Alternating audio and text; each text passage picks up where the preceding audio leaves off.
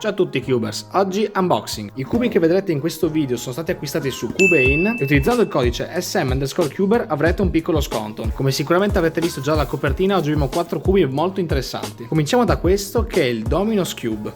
Cubo abbastanza recente della The Puzzle, è composto da questi due strati e la faccia superiore e inferiore hanno le sembianze di uno cube. Come funziona? Praticamente noi possiamo fare giri di questo tipo, ricordano vagamente i giri di un elicottero, per interscambiare gli angoli dallo strato superiore allo strato inferiore, e alternando con giri di 90 gradi possiamo scambiarli tra loro.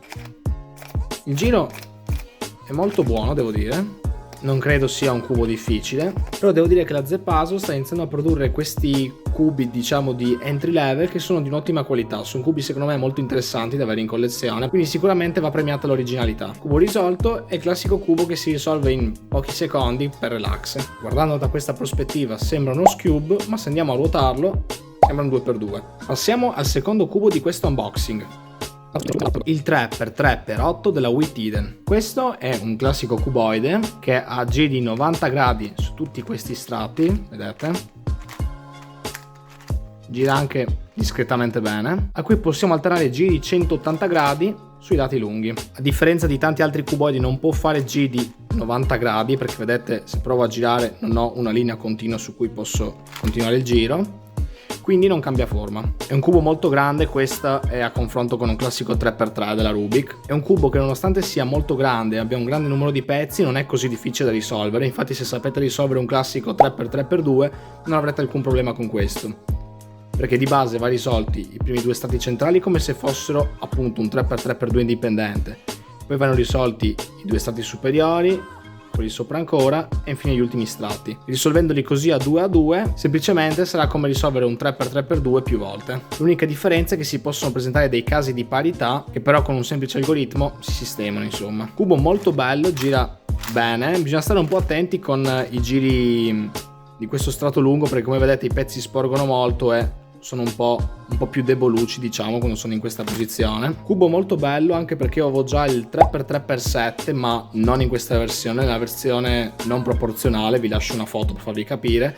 che praticamente ha gli strati superiori che sono rimpiccioliti. Invece questo qua è un 3x3x8 però in versione proporzionale, quindi è proprio una torre. Cubo veramente molto interessante, non vedo l'ora di provarlo, ma passiamo al prossimo. Il terzo cubo di questo video è il 20 Axis Soccer Cube. Questo è un cubo prodotto dalla Yuxin, qua potete vedere il logo, e ha tantissime facce, ragazzi. Questo cubo ha un sacco di facce e sembra quasi una sfera ed è composto da queste facce che ricordano quelle di un Megaminx e da queste qua che hanno molti meno pezzi e sono composte da questi centri triangolari e da questi spigoli. Il cubo come gira? Gira attorno a queste facce triangolari. Non si possono effettuare giri di 60 gradi perché come vedete poi non c'è una linea continua su cui possiamo continuare il nostro giro, ma infatti giri sempre di 120 gradi, quindi 120, 120, 120. Il giro è molto buono in realtà, a confronto con un classico 3x3 potete vedere che in realtà è un cubo abbastanza piccolo. Se andiamo a guardare le facce del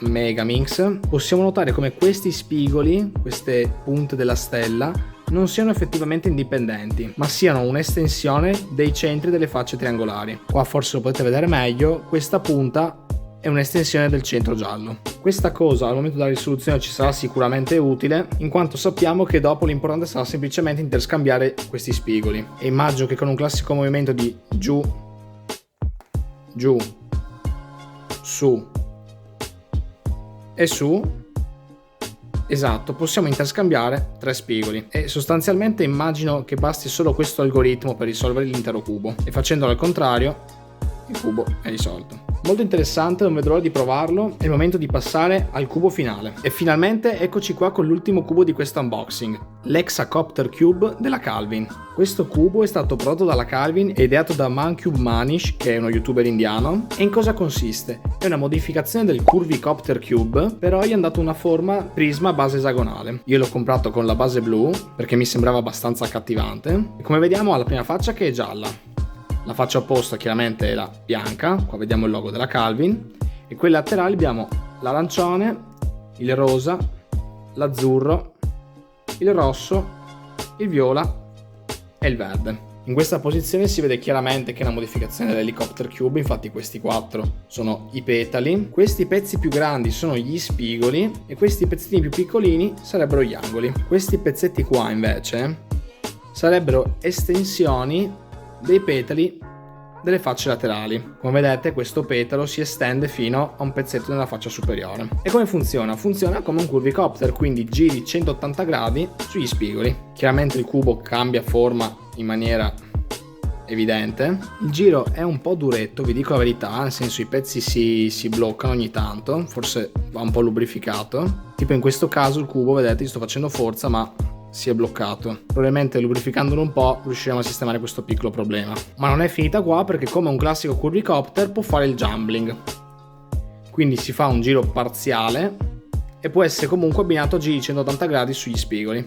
Con l'utilizzo del jumbling poi iniziano ad esserci delle situazioni in cui il cubo ha dei blocchi, quindi dei punti in cui non si può girare, e rende la risoluzione più complicata. Non lo voglio mescolare perché voglio studiarlo, secondo me è un cubo che è abbastanza complicato, cioè è un cubo che potrebbe dare problemi in quanto ha tante forme particolari, potrebbe confondere, ma non vedo l'ora di provarlo. Andiamo a vedere anche qua le facce laterali che giri 180 gradi che vanno abbinati con gli altri spigoli. Cubo che sicuramente in mezzo a una collezione fa veramente una ottima figura. Andiamo a fare qualche giro, vediamo come bastano veramente poche mosse per far cambiare completamente forma al cubo. Dopo che l'avrò provato un po', se magari vi interessa fatemelo sapere qua sotto nei commenti, potrei portare un video più approfondito. Questo alla fine è solo un video unboxing in cui vi mostro i cubi che mi arrivano. Detto questo, possiamo passare alle conclusioni finali. Bene ragazzi, siamo giunti alla fine di questo video. Spero che questi cubi vi siano piaciuti quanto sono piaciuti a me. Detto questo, vi invito ad iscrivervi, lasciare un mi piace e condividere questo video con i vostri amici. Se qualcuno di questi cubi vi interessa, vi lascio qua sotto il link in descrizione da cui potete acquistarli, e utilizzando il codice SM_Cuber avrete diritto a un piccolo sconto e sosterrete questo canale. E detto questo, ci vediamo al prossimo video.